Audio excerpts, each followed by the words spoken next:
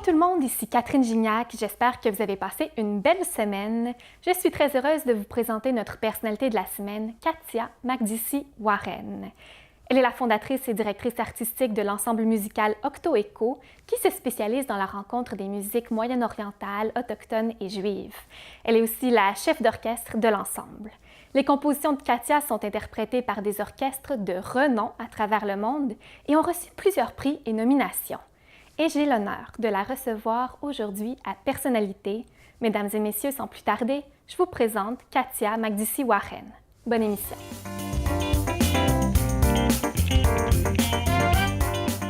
Bonjour Katia, bienvenue à Personnalité. Bonjour Catherine. Katia, tu es compositrice pour le groupe Octo-Echo. Oui. Octo-Echo, tu es aussi la directrice artistique. Octo-Echo qui a un mandat bien particulier. Est-ce que tu peux me parler de ce mandat? Oui, Octo-Echo, c'est d'abord et avant tout la rencontre humaine à travers la musique. C'est surtout spécialisé dans les rencontres du Moyen-Orient, Occident, et aussi on a un volet autochtone aussi.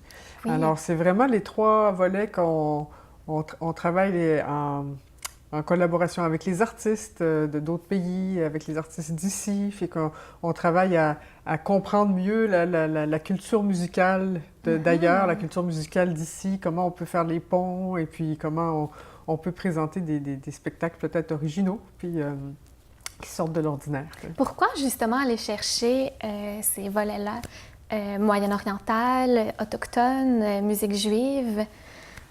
Oui, bien... Bon, d'abord la musique du Moyen-Orient parce que ma mère est libanaise, puis Oui. j'ai été élevée beaucoup par ma mère et ma grand-mère et bon, tout le côté libanais. Alors c'est comme si c'était en dedans de moi depuis que je suis petite, puisque j'entends la musique du Liban, puis bon, tout ça. Et puis la musique autochtone, c'est depuis que je suis toute petite que j'adore la musique autochtone. Oui, puis vraiment, d'ailleurs, je raconte que mon premier argent de poche que j'avais, le premier CD que j'ai acheté, c'est un disque de chant de gorge inuit. J'avais entendu ça à Radio-Canada, puis là, j'étais fascinée, et puis bon, j'avais été économisée, puis j'avais été acheter Fait que j'ai toujours aimé beaucoup. Et ça a été plus tard dans mon parcours que j'ai travaillé avec des artistes autochtones. Je suis très chanceuse d'ailleurs de travailler avec eux, là. Mais ça a été plus tard parce que je voulais d'abord solidifier vraiment les gens avec qui je travaille, solidifier un peu la rencontre Moyen-Orient-Occident avant d'ajouter quelque chose d'autre. Fait que c'était un peu ça. Là. C'est pour ça que ça fait peut-être 10 ans là, qu'on travaille avec les Autochtones aussi. Fait qu'on est très chanceux pour ça. Donc, c'est une façon de créer des ponts à travers la musique. Oui, c'est vraiment ça. Puis, est-ce que tu peux me présenter ton équipe? Parce que toi, tu es la directrice de l'ensemble, mais il y a tout plein de musiciens. Oui, on fonctionne beaucoup par projet, mais il y a toujours un noyau. C'est-à-dire que selon les projets, c'est pas tout le temps les mêmes musiciens qui sont là, mais il y a toujours un noyau de musiciens qui sont toujours là de projet en projet. Il y a un percussionniste qui est toujours là, qui s'appelle Bertil Schulrabe. Et puis, lui, il est vraiment fasciné par toutes les musiques du monde, mais c'est aussi un excellent drummer aussi. Puis, tu sais, vraiment, il est très diversifié. Autant il est fort en musique rock qu'en musique de tabla de l'Inde. Tu sais, puis il se spécialise toujours. Fait que c'est pour Octo-Echo, là, c'est une richesse de l'avoir parce que peu importe le projet qu'on fait, il trouve toujours la manière de combiner le tout. Là. Fait que ça, c'est vraiment bien. Puis sinon, dans les musiciens orientaux, on a Didem Bachar, qui vient de la Turquie, qui joue du kanoun. Elle est souvent avec nous aussi. Et puis aussi Ziad Shpat, qui joue du naï. Après ça, avec les chanteuses de gorge, on a Nina Segalovitz, puis Lydia Etok, qui chante toujours avec nous. Puis elle, c'est ça, elle habite à Montréal, fait que c'est facile de travailler avec elle. Là. C'est très multiculturel, oui. Chacun apporte sa touche unique. Complètement, c'est ça. C'est vraiment un plaisir, puis c'est qu'on a vraiment du fun à partager, parce qu'en plus, des fois, un est très bon dans quelque chose, l'autre pas du tout, mais dans l'autre chose, c'est le contraire. Puis, tu sais, fait on est chanceux parce que tout le monde est très généreux de son temps, de son écoute et de la patience aussi. Puis on apprend tout le temps. Et comment l'ensemble s'est formé? Comment vous êtes rencontrés? En fait, moi, je suis partie longtemps en Europe, puis quand je suis revenue, mon idée de mélanger donc musique arabe occidentale, en tout cas à l'époque, il n'y avait pas d'ensemble qui pouvait faire ça. Fait que je ne pouvais pas arriver avec mes partitions puis dire, cogner une porte d'orchestre puis dire je veux faire ça. Il m'aurait dit c'est quoi cette affaire-là à l'époque. Là, t'sais. Alors là, finalement, j'ai décidé de créer mon propre groupe. Puis à force du temps, je rencontre des musiciens extraordinaires puis ils s'ajoutent à l'équipe. Et pourquoi Octo-Éco? Qu'est-ce que ça signifie? C'est le octo, c'est 8, parce qu'au début, on était 8, hein, au début. OK. Puis Octo-Écos, avec un S à la fin, c'est un mode de musique, c'était comme un mode de musique byzantine.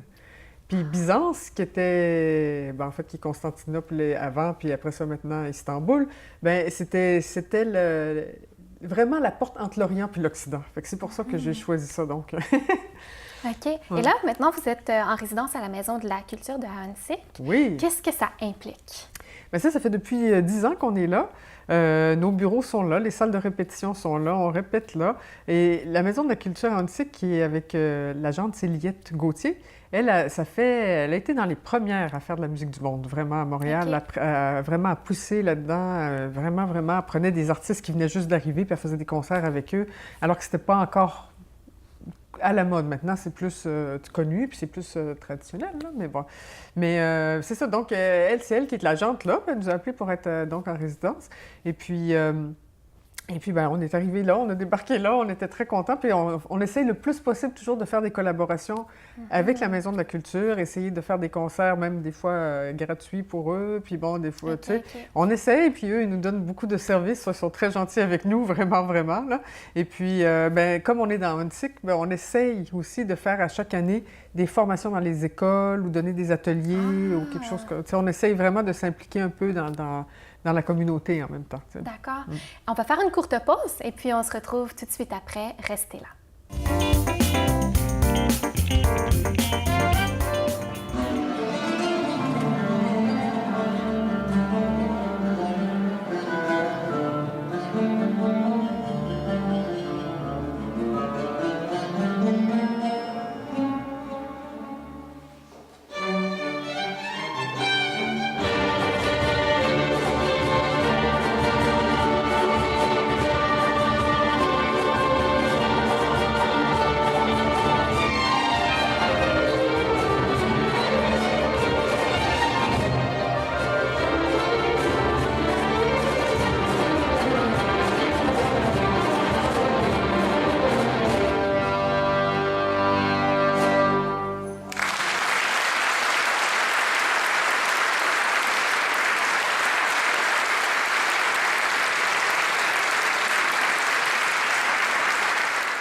On est de retour à la personnalité en compagnie de Katia Makdissi-Warren.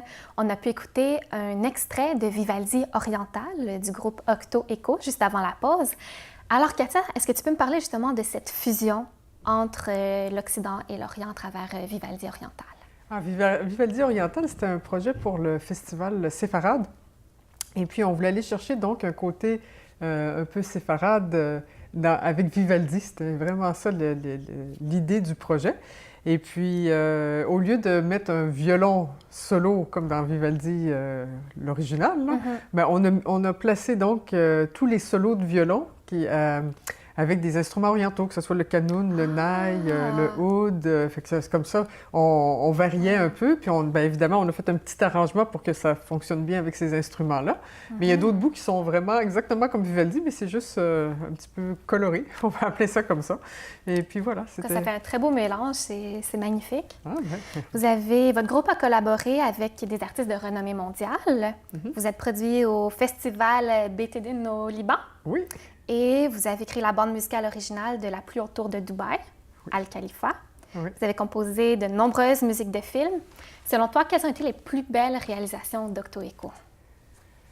Vous en avez beaucoup. Oui, c'est vrai, hein, les plus belles. Ou une des plus belles, une belle réalisation. En fait, en termes de... C'est spécial, hein, parce que c'est le parcours qui est intéressant. Tu sais,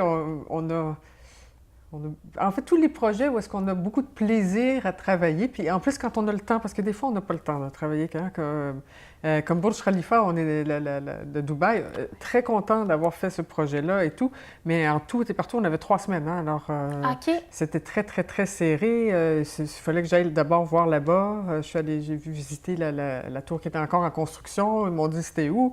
Après ça, j'avais 1 semaine pour composer, je suis revenue, j'ai enregistré un petit bout au Liban, j'ai enregistré ici le reste, après ça, clac. Avec ça, c'est très, très, très rapide. Maintenant, c'est une bande sonore qui roule en tout temps. Oui, c'est ça. C'est dans les salles d'exposition. Fait que partout dans toutes les salles, on se promène. Puis selon la salle, il y a des musiques différentes. Puis c'était extraordinaire. Mais si on avait pu avoir eu un peu plus de temps, ça aurait été plus agréable.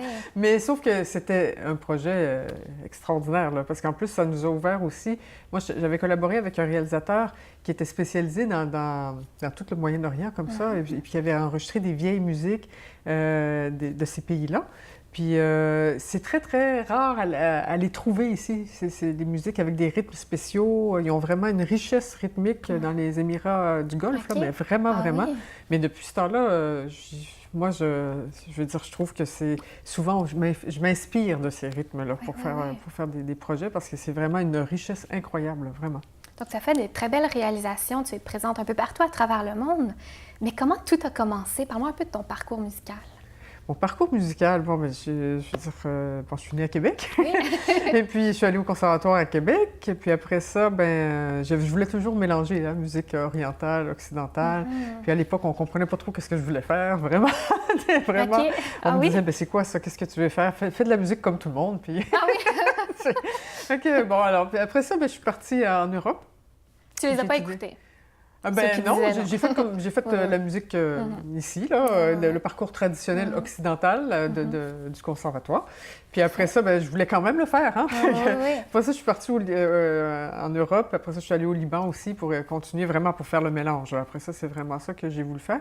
Et puis quand je suis revenue ici, ben là, tout a commencé vraiment en termes de réalisation. Avant, c'était comme une préparation tout le temps. J'essayais de bien comprendre toutes les musiques, essayer le mieux que je peux, en tout cas. Puis pour pouvoir bien faire une rencontre. Est-ce que c'est bien différent, les différents types de musique?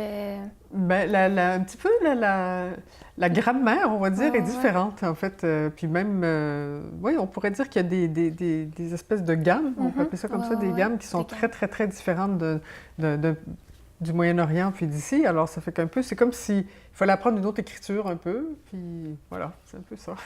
Puis comment ça a commencé vraiment à se développer, puis que tu as commencé à faire ta place dans le milieu? Un petit peu par un petit peu. C'est vraiment ça. C'est un petit peu par un petit peu. À tous les projets, bien, ça avance, puis ça mène d'autres projets. Puis, Mais pourquoi l'idée du métissage est aussi importante chez toi? Oui, ça, c'est vraiment intéressant. Pourquoi? Bien, autant l'identité culturelle est importante. Je pense que c'est vraiment important.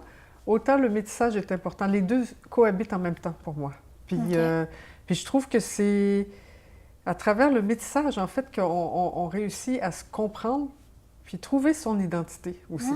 Moi, c'est ce que je trouve. Puis qu'on réussit... Je pense que si on pouvait, hein, c'est une utopie évidemment, mais si on pouvait faire ça de manière générale et toujours et tout, je pense qu'on aurait une cohabitation plus harmonieuse en général parce qu'on n'aurait pas peur de l'autre parce qu'on sait qui on est, mais l'autre sait aussi qui on est. Puis, tu sais, finalement, c'est un peu ça. Moi, j'aime bien le côté de bien connaître, de se connaître comme il faut, puis de connaître l'autre comme il faut, parce qu'en connaissant l'autre, on se connaît, tu sais, c'est un peu ça, là, tu sais. Sinon, on n'arrive pas à savoir vraiment... pour se définir, c'est vraiment agréable de voir toutes ces différences, en fait, là, tu sais. Puis la musique, c'est un bon moyen, selon toi? Ah oui, parce que là, on n'est pas lié avec la politique, puis avec les chicanes et avec tout. Alors comme ça, en musique, on fait juste partager, puis c'est très agréable. Oui. Tu es une femme chef d'orchestre. J'aimerais savoir, est-ce qu'il y a eu des défis que tu as dû surmonter? Il n'y en a pas beaucoup de femmes chefs d'orchestre. Il y en a de plus en plus. De plus en plus? Oui, la jeune génération, là, dans la trentaine, commence. Justement, là, il y en a beaucoup. Vraiment, c'est vraiment... c'est beau, c'est parfait, là. Puis, est-ce que ça a été difficile? Est-ce qu'il y a eu des moments difficiles pour toi ou tout Moi, je me définis d'abord comme compositrice. Oui? Vraiment. Alors, comme chef d'orchestre, peut-être que si j'avais voulu faire ce métier-là, ça aurait peut-être été différent. Mais en passant comme compositrice? Moi, je le fais comme parce que je fais mes projets, parce que, tu sais, c'est pour... je le fais pas comme...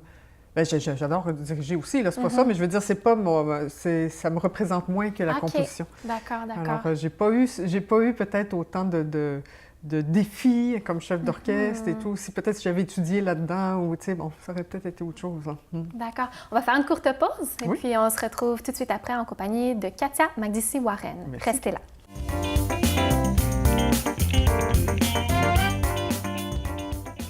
On est de retour à Personnalité en compagnie de Katia Makdissi-Warren, qui est compositrice et directrice musicale du groupe Octo Echo. Tu es fille d'une mère libanaise. En quoi la richesse du Liban t'inspire dans tes créations? Oh, oui, en beaucoup de choses. En beaucoup de choses. Le Liban est un pays très, très riche, avec beaucoup de variétés. Ben, peut-être que ça m'intéresse le métissage, parce qu'à l'intérieur du Liban, c'est assez métissé et riche aussi. Hein, Oui? Oui, je pense qu'il y a 17 communautés religieuses différentes qui cohabitent ensemble. Et juste toute cette richesse-là, c'est vraiment intéressant. C'est un pays avec beaucoup d'histoire, autant millénaire que dernièrement aussi, avec tout ce qu'ils ont vécu. Et puis, je dois avouer que les Libanais que je connais, que les musiciens ou la famille ou les gens, c'est des gens très positifs et malgré tout ce qu'ils ont vécu et tout, ça reste, ils vivent, ils aiment la vie. Fait que c'est en général, hein, c'est parce qu'on peut pas tout le temps généraliser, mais en général. Et puis ça m'inspire beaucoup d'apprécier la vie. C'est tout simplement. Puis de continuer il faut pas s'apitoyer sur qu'est-ce qui est arrivé ou n'importe quoi. On continue, puis voilà, c'est ça, puis aimer la vie. Voilà, c'est ça. Ah, d'accord. Et maintenant, qu'est-ce qui s'en vient pour toi? Sur quoi tu travailles en ce moment, les projets à venir? Là, je vais avoir une grosse année qui s'en vient l'année prochaine. Explique-moi ça. Oui, parce que la Société de musique contemporaine de Montréal m'a nommée comme la prochaine compositrice hommagée pour 2019-2020. Oh, wow! Alors, c'est vraiment un honneur pour moi d'être hommagée, là, parce que c'est toute une série incroyable qui est avec différents partenaires. Tous les ensembles de musique participent à ça. Alors, à travers ça, je commence déjà à écrire parce que ça va être toute une année, une grande année. Fait que il y a le quatuor de saxophone Quasar qui m'a demandé une pièce, un orchestre symphonique de Kamloops, dont c'est une chef d'orchestre aussi qui est là, c'est Dina Gilbert. Okay. Et puis, alors, j'ai plein de commandes, plein de projets.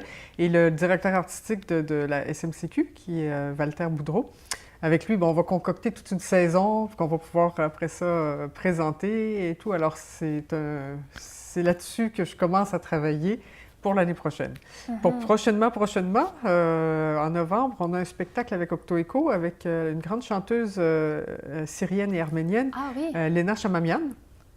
Et ça va être à la Place des Arts le 2 novembre, dans le cadre du Festival du monde arabe. Et toujours dans le cadre du Festival du monde arabe, on a une grande création qui s'appelle Koudoud Flamenco, qui va être le spectacle de clôture du Festival du monde arabe aussi. Et on peut se procurer des billets pour ces spectacles-là? Sans problème, oui. oui. Donc voilà, ça c'est pour maintenant, mais c'est ça, il y a beaucoup de projets qui s'en viennent.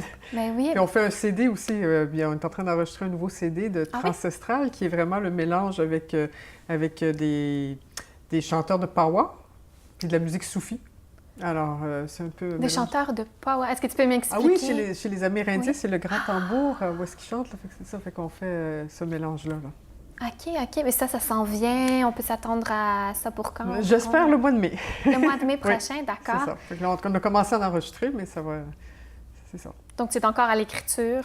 Non, on a déjà fait le spectacle, mais c'est parce que pour enregistrer, il y a des musiciens ici, il y a des musiciens au Maroc qui se soufient, il y a des musiciens aussi dans l'Ouest, des chanteurs amérindiens dans l'Ouest canadien. Alors, il faut réunir tout le monde, c'est ça la difficulté. Oui. Et tu parles écrire la musique. Comment tu procèdes? C'est fascinant pour nous, l'écriture de la musique. Tu fais ça chez toi, toute seule? Comment on procède? Oui, chaque projet est un peu différent. Si c'est une commande à l'image, ça, c'est encore différent parce que si c'est pour le théâtre, la danse, ou on regarde le projet puis on discute avec le directeur artistique là, ou le chorégraphe ou le réalisateur pour voir qu'est-ce que lui avait comme idée puis essayer de trouver puis de travailler dans le même sens que la vision. Ça fait que ça, c'est une commande qui est différente. Quand c'est de la création, bien, chacun a sa manière de créer, mais moi, j'aime bien essayer de trouver l'émotion d'abord. Qu'est-ce que je veux exprimer d'abord. Ça, c'est la première étape? Oui, il y en a qui s'inspirent de peinture, tout ça. Moi, je ne suis pas très visuelle, alors ça serait un peu complexe. Alors, je veux dire, j'aime bien trouver l'émotion d'abord. Qu'est-ce que je veux exprimer? Puis après ça, c'est un peu... Je dirais, c'est un peu comme quand on voit, par exemple, on est sur le bord de l'eau, puis il y a un lac, tu sais, puis on voit le reflet des arbres dans l'eau, tu sais. Mais là, si on jette un caillou dans l'eau, on voit un peu le reflet des arbres, mais on voit pas trop, tu sais. Mais au début des compositions, pour moi, c'est ça. C'est comme ça. Tout d'un coup, plus je travaille, d'un coup, oups, ça se calme. Puis là, OK, là, je vois plus qu'est-ce que c'est musicalement. Je sais pas si ça explique oui, c'est une très belle image. Okay. Ça nous permet de bien comprendre. Écoute, merci beaucoup, Katia. Merci, Catherine, vraiment. Merci beaucoup de m'avoir invitée. Hein. Et puis, on essaie de se procurer des billets. On va voir comment on te suit. Katia? Ah, il y a Facebook, Octo-Écho sur j'ai aussi un site aussi, j'ai aussi une page Facebook à mon nom, au nom d'Octo-Écho, 2 sites web aussi, alors c'est pas difficile à me suivre. Donc, on essaie de trouver Katia Magdici-Warren, Octo-Écho, pour suivre tout ça, se procurer des billets. Il y a plein de choses qui s'en viennent, plein de concerts. Et c'est déjà tout pour nous. On se retrouve la semaine prochaine et on se laisse sur un extrait musical d'Octo-Écho, Conte de pirate. À bientôt tout le monde.